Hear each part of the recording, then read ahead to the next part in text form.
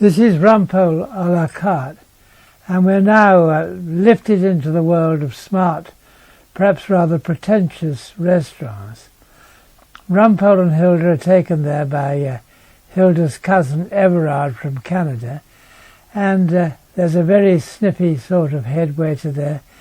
Of course, what Rumpole wants to eat are steak and kidney pudding and mashed potatoes and boiled cabbage. Other strange things are going on in this restaurant, and perhaps the strangest is that a mouse, a live mouse, is served to Erskine Brown, who is there having dinner with a girl which he really ought not to be having dinner with.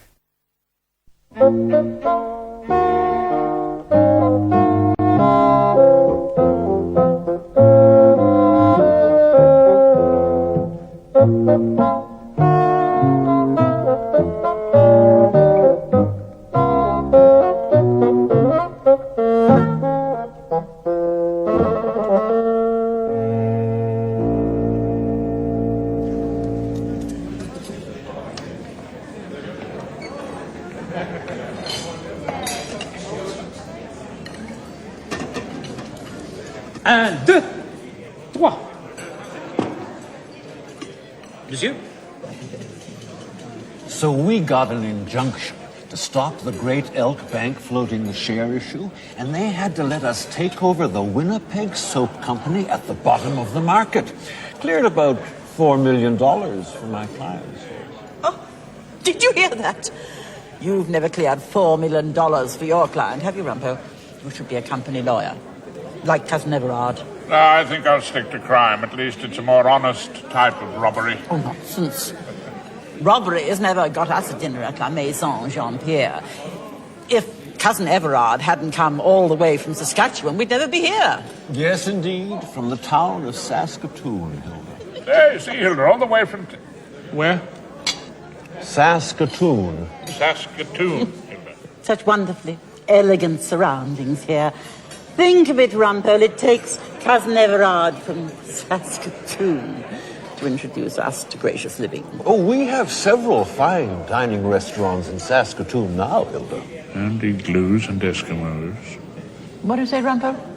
Oh, I said that's good news, heaven knows. What are you staring at, Rumpole? I thought I spotted something familiar in the twilight. Madame et Monsieur, tonight, Jean-Pierre recommends for the main course la poésie de la poitrine du canard au céleri et épinards crus. Poesy. That's poetry, Rumpole. Tastes a good deal better than that old Wordsworth of yours. I shouldn't be surprised. Tell us about it, George. Whet our appetites.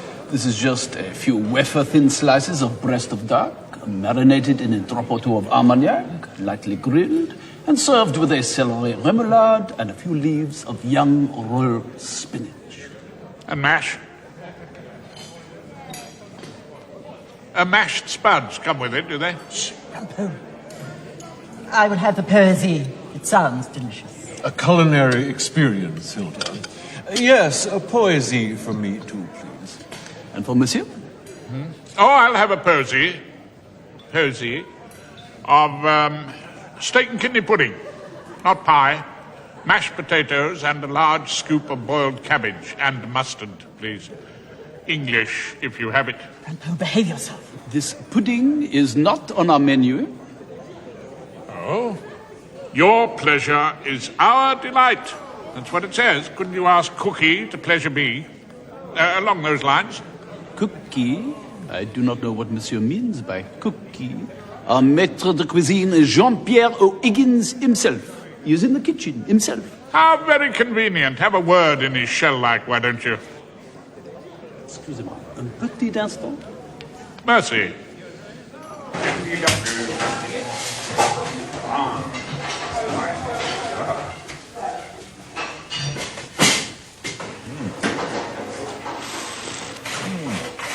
Morceau. Okay.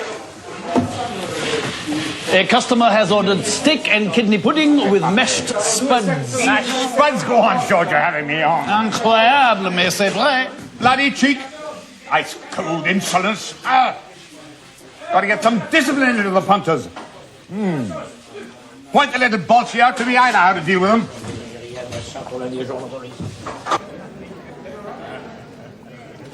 Claude, is there anything wrong? No, Tricia.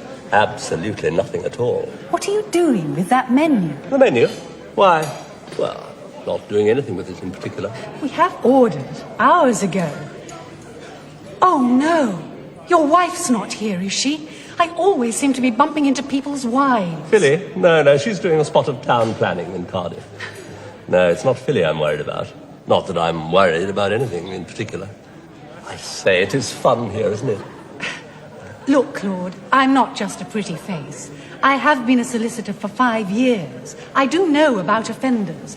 And you have the distinct look to me of a man who's hiding from the law. Hiding? From the law? Good heavens, no. From a lawyer, perhaps. I say, from where you're sitting, you can't see a smallish, stoutish person, can you? Next to a formidable lady. Good heavens, Claude. Isn't that old Rumpole from your chambers? Is he glancing in our direction? Not at all. He seems to be congratulating the cook. Am I to understand that there are no mashed spuds for my delight? Look here, my friend. I don't know who you are. Oh, this is Horace Rumpole, the criminal lawyer. It's great to be... Criminal lawyer, eh? Well, don't come and commit your crimes in my restaurant. If you want mashed spuds, I suggest you move down to the working man's cafe at the end of the street. Now that is a very helpful suggestion. You might get a few bangers while you're about it. And a bottle of OK sauce. That suit your delicate palate, would it? Oh, very well indeed. I'm not a great one for wafer-thin slices of anything, really. No, you don't look it. Now, let's get this straight. People are coming to my restaurant. Damn well eat as I tell them to. And no doubt you win them all over with your irresistible charm. Listen to me, Mr. Rumpole. He's my husband, actually. Your husband? You have all my sympathy, you unfortunate woman. Now listen to me, Mr. Rumpole. This is a gourmet restaurant. This is La Maison Jean-Pierre. I have 3 stars in the Michelin. I have thrown out an Arabian king because he dared to order filet mignon, well cooked. I have sent film stars away in tears because they dared to mention Thousand Island dressing. I am Jean-Pierre O'Higgins, the greatest culinary genius now working in England. Jean-Pierre O'Higgins. Now there's a very interesting name. Your fame has spread to Saskatoon. You were featured in our Gracious Living magazine. All this is true. And let me tell you, Mr. Rumpole, I started my career with salads at the Hotel du Lac, Geneva. I studied at Le Grand Bouffe in Lyon under the great Ducasse. I was rôtisseur in La Crie en Boston. I have run this restaurant for 20 years and I have never, let me tell you, never in my whole career served up a mashed spud. And... What?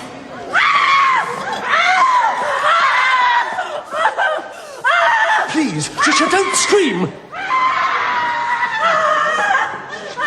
I say, old darling, they had a live mouse on that table over there. Is that your speciality, de la maison?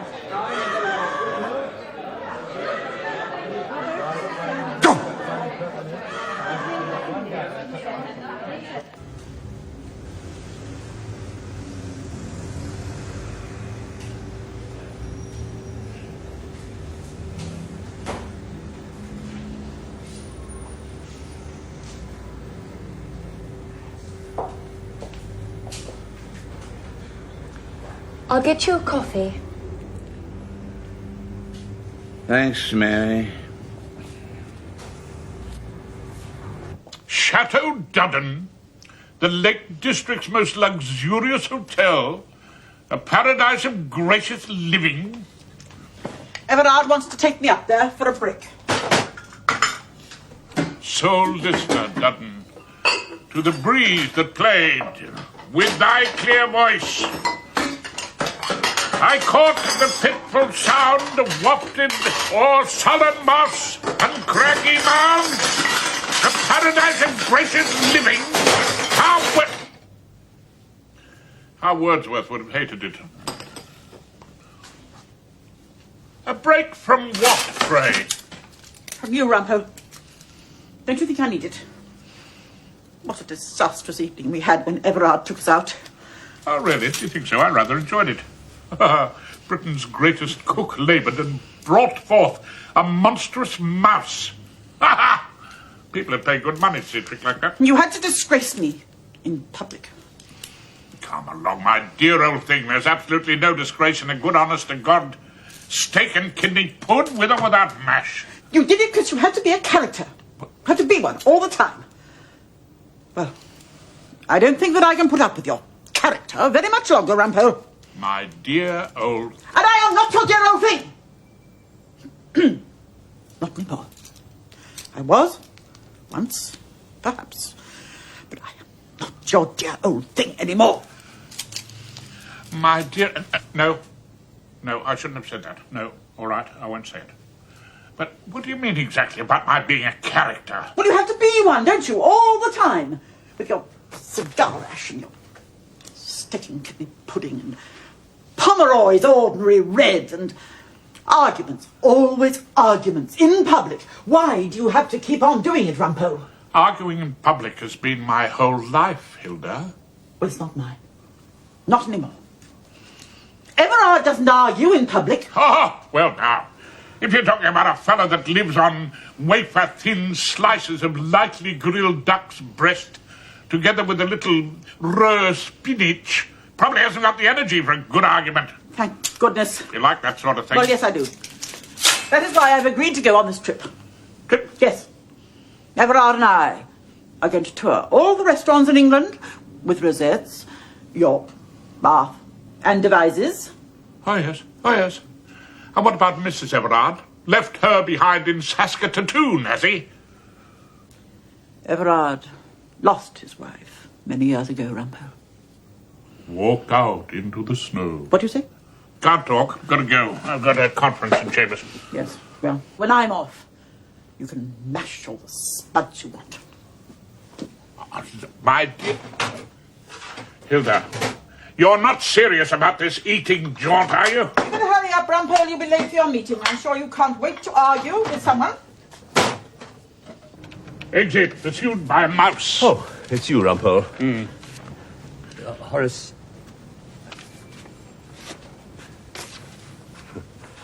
You may have noticed me the other night at La Maison Jean-Pierre. Noticed you, Claude? No, of course not. You're only in the company of a young lady who stood on a chair and screamed like a banshee with toothache. No one could possibly have noticed you. Now, that was purely a business arrangement. A pretty rum way of doing business. The young lady was Miss Tricia Benbow, my instructing solicitor in the VAT case.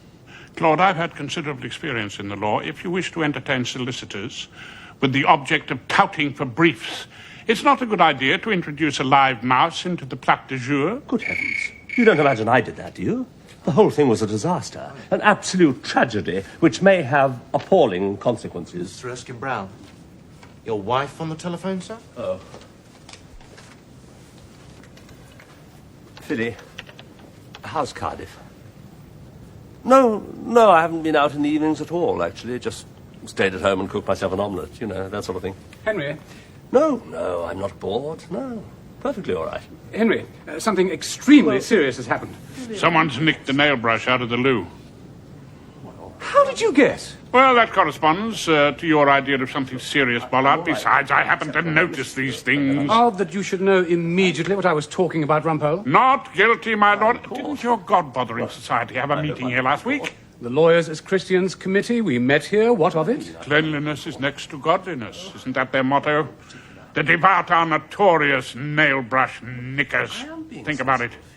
Knickers? Yeah. Trying to be sensible. My client, Mr. Rumpole, first consulted me on another matter. His marriage is on the rocks, not to put too fine a point on it. It happens, Mr. Pinhorn. Some marriages are seldom off them. Particularly so, as in this case, if the wife's of foreign extraction. It's long been my experience, Mr. Rumpole, you can't beat foreign wives for being vengeful. In this case, extremely vengeful. Hell hath no fury, Mr. Pinhorn. Exactly, Mr. Rumpole. You've put your finger on the nub of the case, as is your wont, of course. Well, I haven't done a matrimonial for years. My divorce may be a little rusty. Well, we're not asking you to do the divorce. We're sending that to Mr. Tight Smith at Crown Office Row.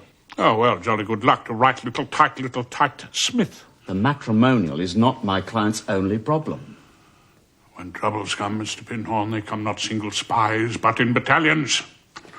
Your client's got something else on his plate, has he? On his plate? That's very apt, that is.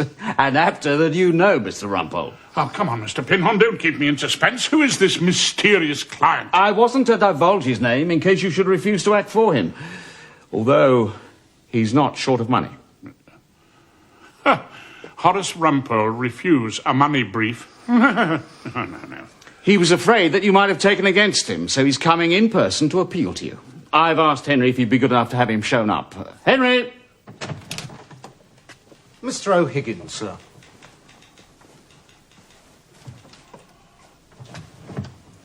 Is it Horace Rumpole? I rely on you to save me, Mr. Rumpole. You're the man to do it, sir. The great criminal defender. Oh, I thought I was the criminal in your restaurant the other night. I have to tell you, Mr. Rumpole, your courage took my breath away. Do you know what he did, Mr. Pinhorn? Do you know what this little fella here had the pluck to do? Only order mashed spuds in La Maison Jean-Pierre.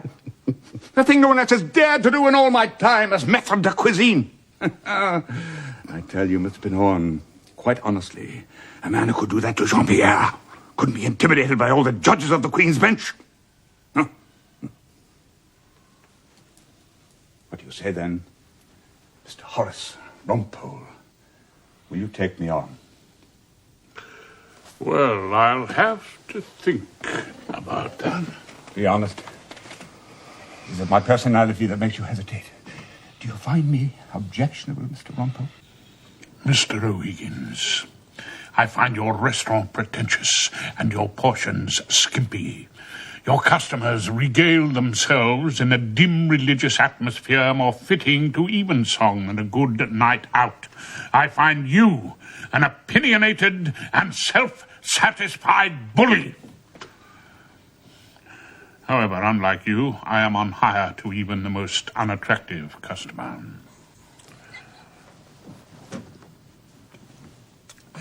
Just listen to that. How's that for eloquence?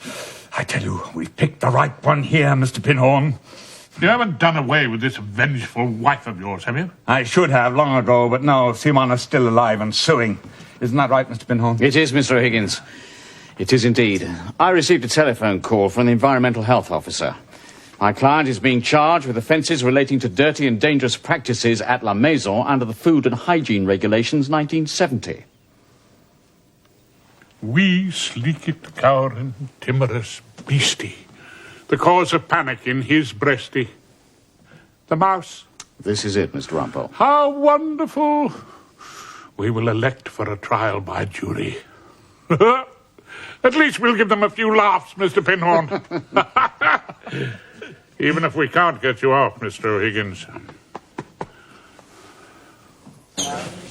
Tavola numero 8, mannaggia la miseria, ma non sei mai pronto! Hey, that's you, spaghetti face. Sbrigati, sei una tartaruga! Mannaggia. The commis waiter, Alberto Pasquale. He's Italian. We've got a statement from him. He saw nothing until they took off the cloche. Been with you long, has he? But he works hard, wants to get on with the hotel business, make a good manager. So now, he takes the dishes out. To the station waiter. Gaston Leblanc. He's been with me forever. Works all the hours God made. A sick wife, kid at university. Does all sorts of jobs, even on his night off. He has to look under the covers to see what's what. Gaston said there were only 2 plates. He looked under one cloche and saw it was the gentleman's order. No side order of mouse. Exactly. So he gave the other to Alberto, who took it to the lady. And then the reputation of England's greatest maître de cuisine crumbled to dust. Nonsense, you're forgetting the reputation of Horace Rumpole. I'd better go out and keep those lonely people company. So, What's our defence? Oh, we'll cook up something in the end. You know, it's extraordinary, Mr. Pinhorn. The power that can be wielded by one of the smaller rodents. You mean it's wrecked the business? No. It's making Jean-Pierre O'Higgins be polite to his customers.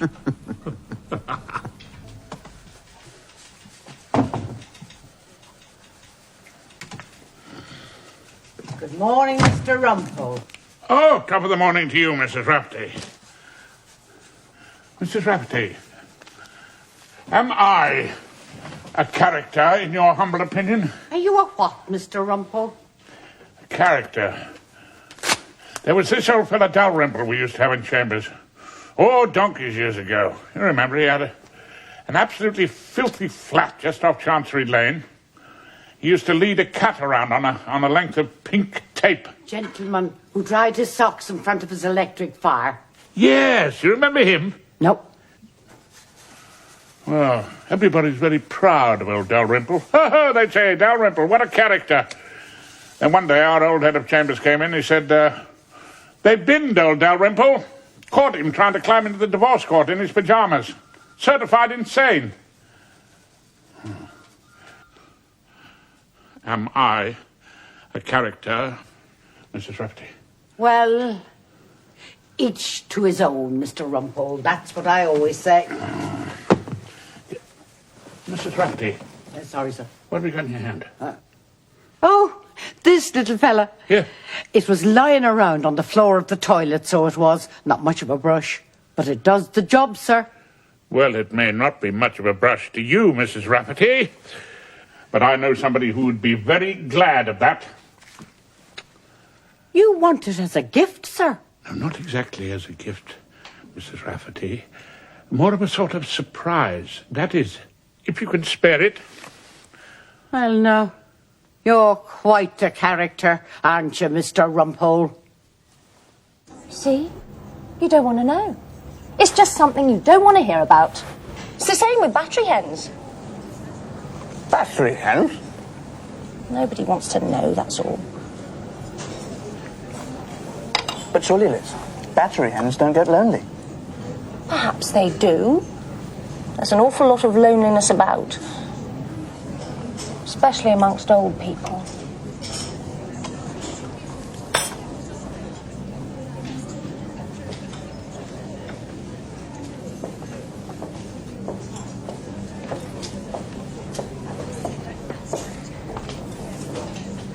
Rumpole, you're all alone.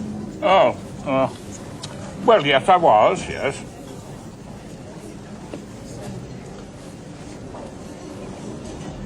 Do you always have breakfast by yourself? It's not always possible. It's a lot easier now, of course. Now? Why now exactly? Well, now my wife's left me. Hilda?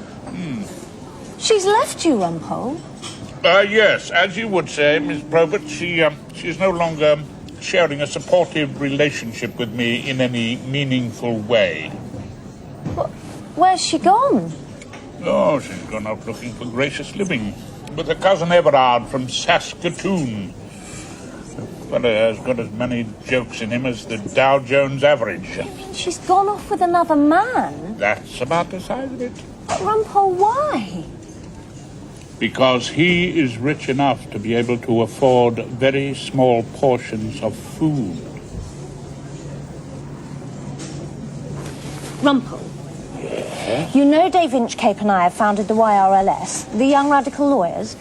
We don't only mean to agitate for law reform, although of course that's part of it. We want to go into community work as well. We could always get someone to take a look at your front door in the mornings. My front door? Whatever for? Well, I suppose just to count the milk bottles. Oh!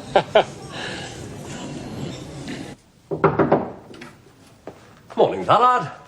You're an early bird. Mr. Brown, one doesn't like to do this, but it's the only way. I suppose you want to catch the worm. The worm? What worm?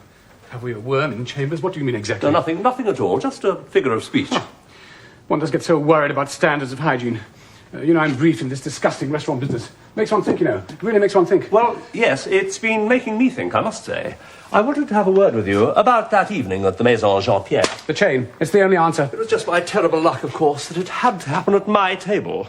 I mean, I'm a fairly well-known member of the bar. Henry will just have to find us a small padlock or some such device. Naturally, I don't want my name associated with a rather ridiculous Fellows incident. in chambers aren't going to like it. They'll say it's a restriction on their liberty. Rumpole, no doubt, will have a great deal to say, but the chain is the only answer.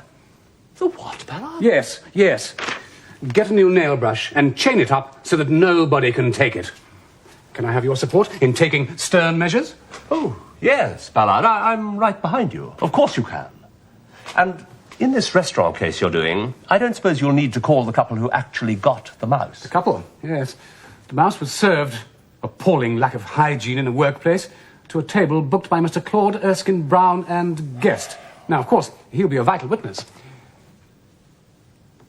You'll be a vital witness. Well, that's just it. I can't be a vital witness. There's no way I can be a witness of any sort. Why ever not? Because if I am a witness of any sort, my name will get into the papers and Philly will know I was having dinner. Why on earth shouldn't she know you were having dinner? Most people have dinner. It's nothing to be ashamed of. Get a grip on yourself, Erskine Brown. Ballard! Sam, you're a married man. You should understand these things. Of course I'm married. And Marguerite and I have dinner on a regular basis. But I wasn't having dinner with Philly. I was having dinner with an instructing solicitor. This was your guess? Yes. A solicitor? Of course. He apparently leapt onto a chair, held down his skirt and screamed 3 times. Ballard! The solicitor was Trisha Benbow. You don't imagine I'd spend 100 and something quid on feeding the face of Mr. Pinhorn, do you? Patricia Benbow? Yes. Is that the blonde one who wears all the clinking bangles? That's the one. She's a woman. Yes. And your wife knew nothing of this? And must never know. Thank you, Ballard. Thanks awfully, Sam. I can count on you to keep my name out of this. I'll do the same for you, old boy. Any day of the week. That won't be necessary. No? Well, thanks anyway. It will be necessary, however, for you to give evidence for the prosecution. Sam? Don't you Sam me! It's all part of the same thing, isn't it? Sharp practice over the nail brush. Failure to assist the authorities in an important prosecution. You had better prepare yourself to give evidence and to be cross-examined by Rumpole for the defense. Do your duty and take the consequences. We thought of a wonderful way of cheering him up. You could join us. Oh, yeah? What's the idea, Miss Probert? Well, actually, it's social work. Afternoon, all. Fig Newton. Mr. Pinhorn said Mr. Rumpole would like to tell me about a little job he'd got in mind. Yeah, take a seat, won't you, Mr. Newton? I'm expecting Mr. Rumpole back from court immediately. Obliged. He must be going out of his mind. All alone every night in that flat in Gloucester Road. Shh, Liz. Hello, Rumpole. Had a good day? Oh, perfectly charming. His Honour, Judge Graves, rose from the tomb just long enough to give my client 5 years in chokey. Ferdinand Isaac Gerald Newton, private investigator extraordinaire. How are you, Fig? Oh, not so dusty. Mr. Pinhorn says you have a little job for me. Oh, yes, indeed. A word with you. There is a very posh restaurant called La Maison Jean-Pierre. You've got to take out a second mortgage to have a meal there. A couple of the waiters, I'd like to know what they do with their spare time. Gaston Leblanc. You coming to Pomeroy's, Rumpole? Oh, no, sorry, Dave. Duty calls me to another watering hole. And Alberto Pasquale.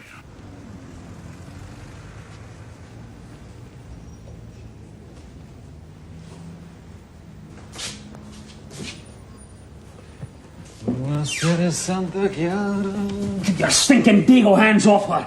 She doesn't want to know you.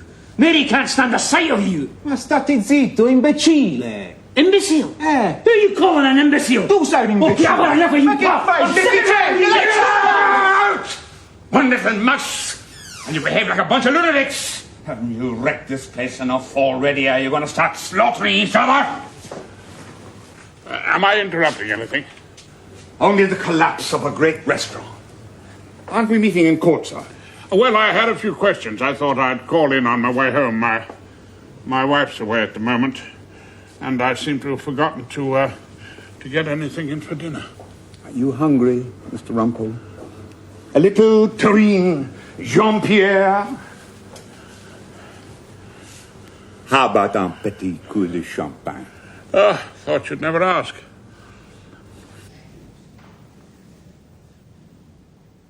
They fight over her, Mr. Rumpole. Oh, young Mary Skelton exercises a very powerful attraction. She doesn't exactly look the type. Well, maybe she has a warm heart. Simone looked the type, as you would say, but she had a heart like iced consomme. Oh, yes, your wife. A vengeful woman, was she? Why would you be vengeful to me, Mr. Rumpole? When I am a particularly tolerant and easygoing type of individual, Oh, we're not open yet. What the hell do you think we'll be serving? High tea, cretins. It's not as though I've ever been a difficult man, Mr. Rumpole. Oh, no, of course not. A very perfect, gentle cook. Great artist. Needs admiration, of course. He needs almost incessant praise. And with Simone, the admiration flowed like cement, did it? Had some experience of wives, have you? Lifetime's experience, you might say. Well, now you're going to have to fill all these tables to pay Simone's alimony, aren't you? Well, no, not exactly. You see, after the divorce, she'll own half the restaurant. Ah. Now, that was not made entirely clear to me. Simone, she was the one with the business sense. Well, she's French, so she insisted on us getting married in France. Was that wrong? No, it was absolutely right for Simone. Because they have a thing there they call community of property. I had to agree to give her half of everything if ever we broke up. Well, you know all about the law, of course. Ah, well, no, not all about it. I often think that knowledge of the law is a bit of a handicap to a barrister. You are going to get us out of this little trouble, Mr. Rumpole. The business of the mouse. Oh, the mouse. Seems to me that the mouse is the least of your worries. Oh, thank you. Thank you very much.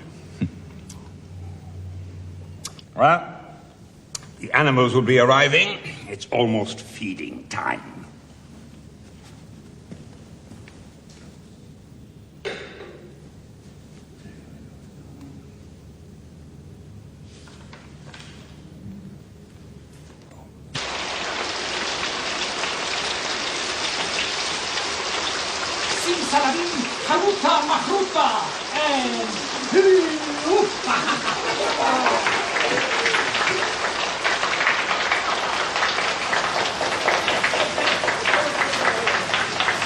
For oft, when on my couch I lie, in vacant or in pensive mood, they flash upon that inward eye, which is the bliss of solitude. She's back. Ah, Hilda! Party, Mr. Rumpole. Surprise party, Rumpole. Cheer you up in your great loneliness.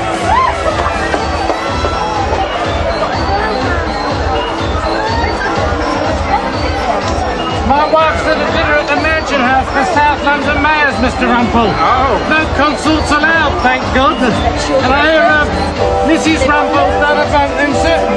No, not exactly a bump, Henry, no. Which is why we're on the loose tonight, eh? Makes you feel young again, doesn't it? Not particularly young, Henry, no. I mean, what the hell does the Lord Chancellor know about being pregnant and your boyfriend's been arrested for doing so? Very little, I should imagine. Yes. That's the telephone. The police, I shouldn't wonder. I'll get it. Thank you.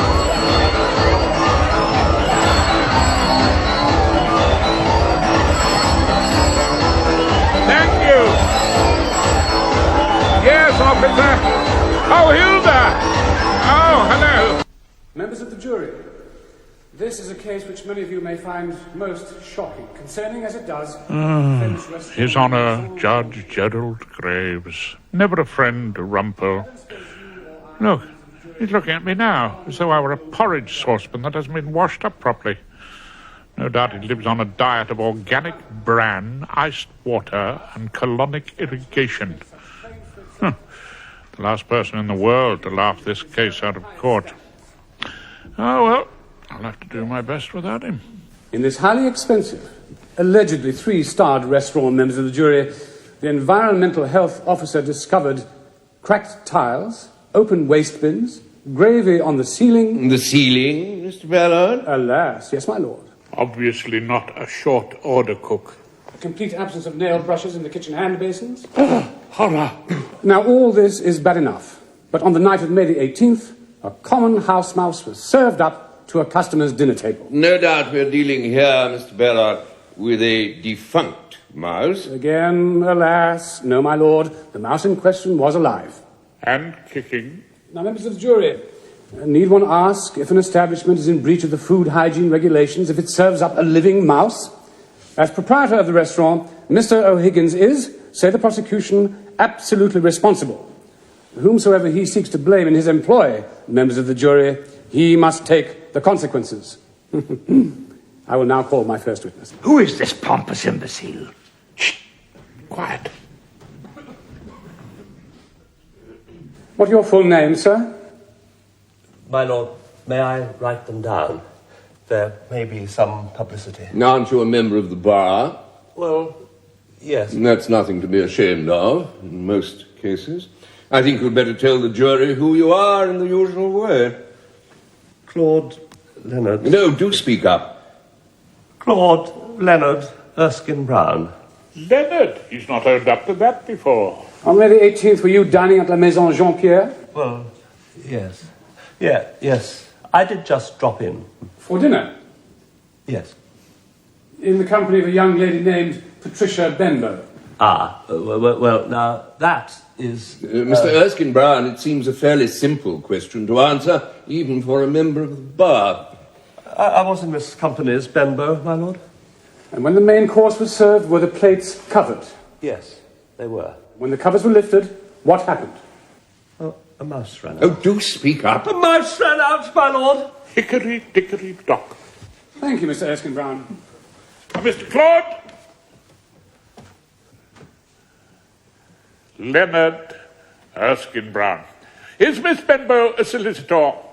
Well, yes. And is your wife a well-known and highly regarded Queen's Counsel? Mrs. Erskine Brown has sat here as a recorder, members of the jury. I'm obliged to your lordship. And is Miss Benbow instructed in an important and forthcoming case, that is the Balham minicab murder, in which she intends to instruct Mrs. Erskine Brown, QC? Is she? And were you dining with Miss Benbow in order to discuss the defence in that case, your wife being unfortunately delayed in Cardiff? Was I? Well, weren't you? Oh, yes, of course. I remember now. Yeah, of course I was. I did it all to help Philly, to help my wife.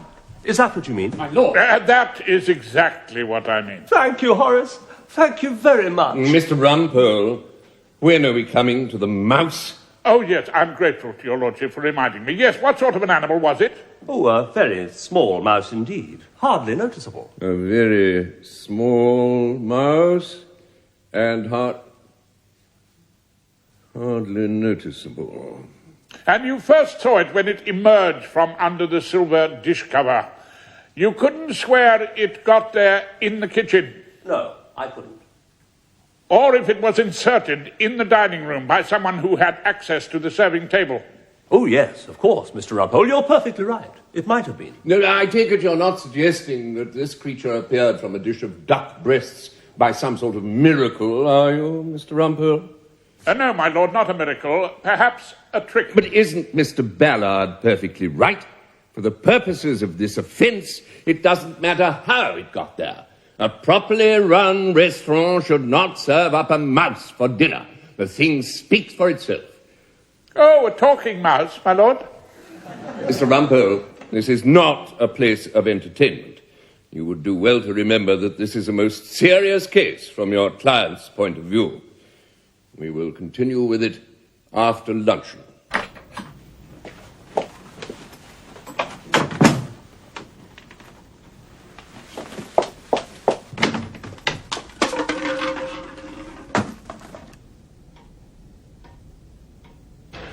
Well, the battle continues. This has turned out to be a mysterious case, Mr. Rumpole. It's more than mysterious, Mr. Pinhorn. There is absolutely no evidence of droppings, no sign of mice in that kitchen at all.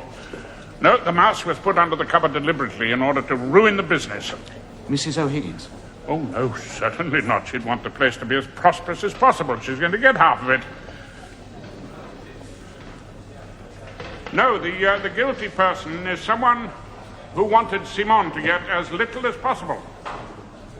So, what did this someone do? You tell me, Mr. Rumpole.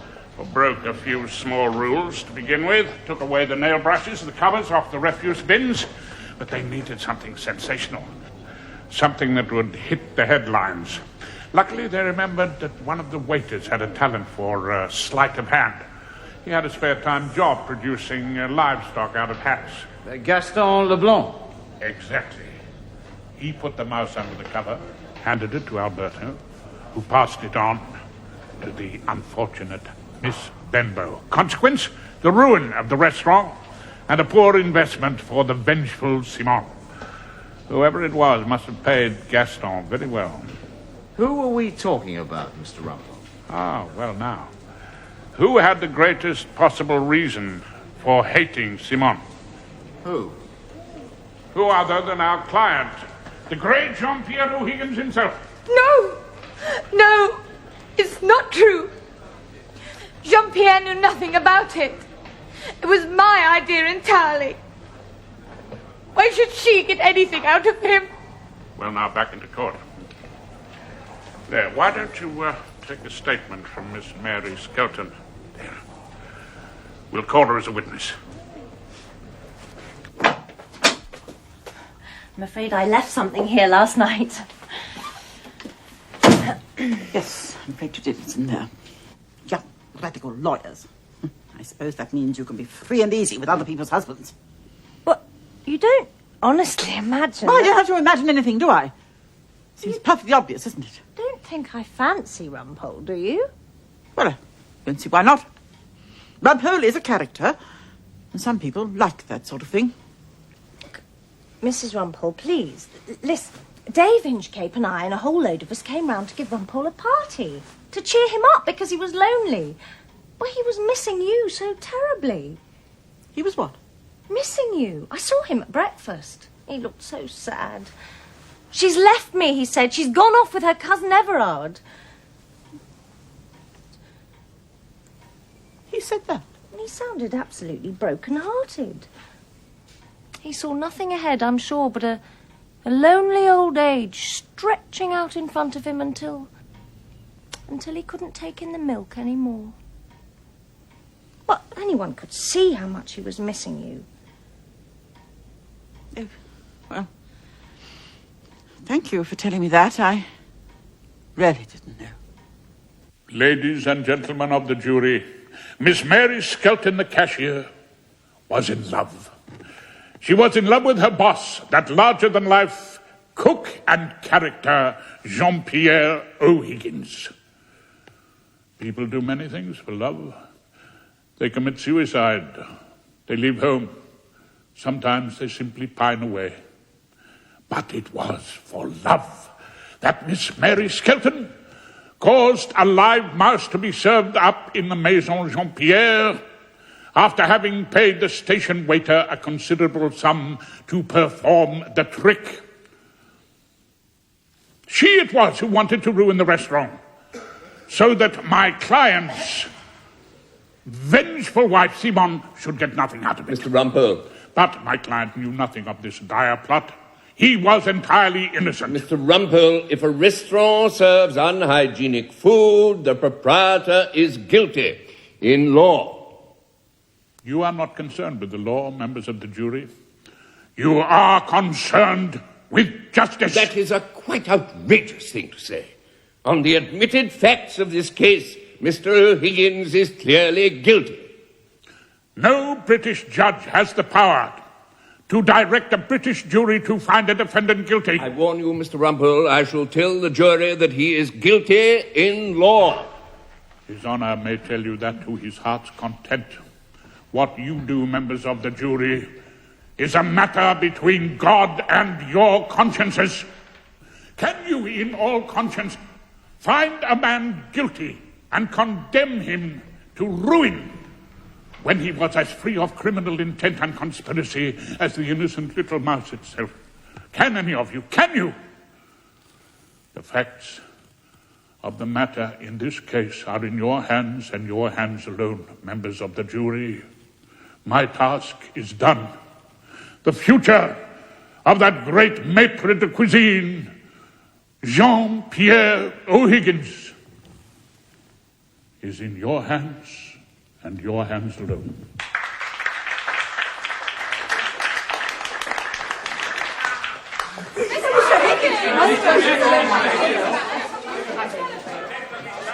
Rumpole, you were brilliant. I've got a win or two left in me yet. No, I mean brilliant getting me off.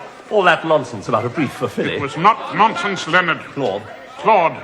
I rang Miss Benbow. She is indeed going to brief Philly with about a minicab murder. Are you suggesting Rumpole would deceive the court? Oh. Am I getting a brief too? No, she said nothing about that. Oh. Well, thanks anyway, Rumpole, for getting me out of a scrape. Think nothing of it. Oh, dear, my life is devoted to assisting the criminal classes. I say, Rumpole, this is the QC's roving room, you know? Of course, yes. Holy ground. Yeah. Oh, I promised to give a pen back to Ballard. Which is his locker, please? Over there, by the window. Thank you.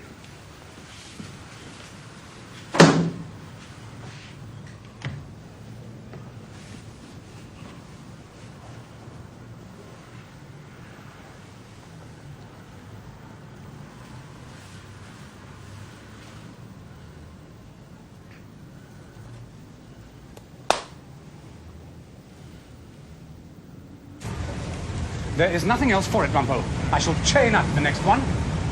Chain it up? Oh, come on, Ballard. Isn't that a bit drastic? If fellows and ladies in chambers cannot be trusted, I am left with absolutely no alternative. No, I hate to have to do this, but tomorrow Henry is being sent out for a chain. Yes. Look, just hang on to that for a minute, will you? Could you let me have 25 pence for the Evening Standard? Another restaurant may be in trouble. Why are you never provided with money? Well, That's our old mailbox. Oh, I'd recognize it anywhere. But it's black. What have you been doing? Cleaning your shoes with it? Well, of course not. Well, how did it get in here? Oh, evidence gets in anywhere, Aldo. Just like mice. Cousin never out about, is he? He had to go back to Saskatoon. Ah. You knew I'd be back, didn't you, Rumpole? Well, I had hoped. You couldn't manage without me, could you? Well, I had a bit of a stab at it. That nice Liz Probert said that you missed me dreadfully. Hilda, of course I missed you. Life without a boss. What do you say? I said you were a frightful lot. And she said that you were terribly lonely. I must say, I was glad to hear that, Rumpole, because you don't very often say much about your feelings. Words don't come very easily to me, Hilda. Well, now that you are so pleased to see me back, why don't you take me out for a little celebration? I've become quite accustomed to dining a la carte. Ah! That's a very good idea. I think I know a little place where we can get it on the house.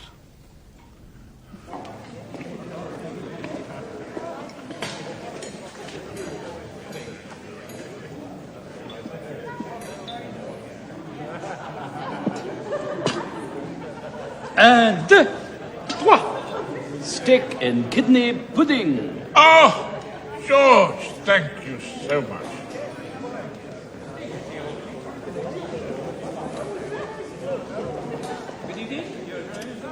Bon appetit. I suppose that's why I enjoy your company, Rumpole. Oh, Hilda. Because you are a character. And you need me to tell you off when you go too far. Hilda, I've got what I want at last. Mashed spud.